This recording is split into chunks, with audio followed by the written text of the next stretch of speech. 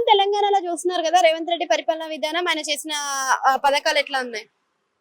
రేవంత్ రెడ్డి పరిపాలన అంటూ మేడం కొద్దిగా పేదలకైతే ఉచిత కరెంటు అవైతే వచ్చినాయి. కాకపోతే ఇందిరమ్మ విషయంలో ఇండ్ల విషయంలో మాత్రం మాకేం రాలేదు. మేము అప్లికేషన్లు కూడా పెట్టుకున్నాము. అవి కొన్ని ఉన్న వాళ్ళకు కొందరికైతే వస్తున్నాయి, కొందరికి రావట్లేదు. మాకు ఒక ఉచిత విద్యుత్ మాత్రం వచ్చింది. అంటే ఆయనకి ఈయనకి తేడా అంటే ఏం చెప్తారు? అంటే రేవంత్ రెడ్డికి కేసీఆర్ కి తేడా అంటే ఏం చెప్తారు? కేసీఆర్ కు రేవంత్ రెడ్డికి తేడా అంటూ మేడం ఎవరి పరిపాలన వాళ్ళది ఉంటది. కాకపోతే వాళ్ళ పథకాలు వేరు, వీళ్ళ పథకాలు వేరు కదా. కొద్దిగా వీళ్ళ పరిపాలన అయితే ఇబ్బందికరంగానే ఉంది.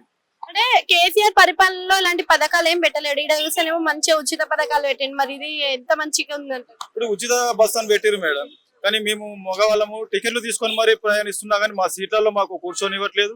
దానివల్ల చాలా ఇబ్బందులు అవుతున్నాయి మాకు. కనీసం దానిపైన మరి మగవారికి కేటాయించిన సీట్లలో వాళ్ళనే కూర్చొనివ్వాలని కనీసం ఆ కండక్టర్లు కానీ డ్రైవర్లు కానీ ఏం చెప్పట్లేదు.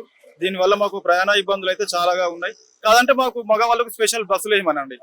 ఇదైతే చాలా ఇబ్బందిగా ఉంది నగరంలో. దీని గురించి అయితే కొద్దిగా మీరు పంపించండి. అయితే ఇప్పుడున్న దాంట్లో మీకు విద్యుత్ కానీ 500 రూపాయల గ్యాస్ కానీ ఇవన్నీ అందుతున్నాయా? మరి 500 రూపాయల గ్యాస్ అయితే ఏం రాలేదండి. ఒక ఉచిత విద్యుత్ అయితే వచ్చిందండి. మేము పెట్టుకున్నాము ఆల్రెడీ, అన్ని పెట్టుకున్నా కానీ కొన్ని అందుతున్నాయి, కొన్ని అందట్లేదు.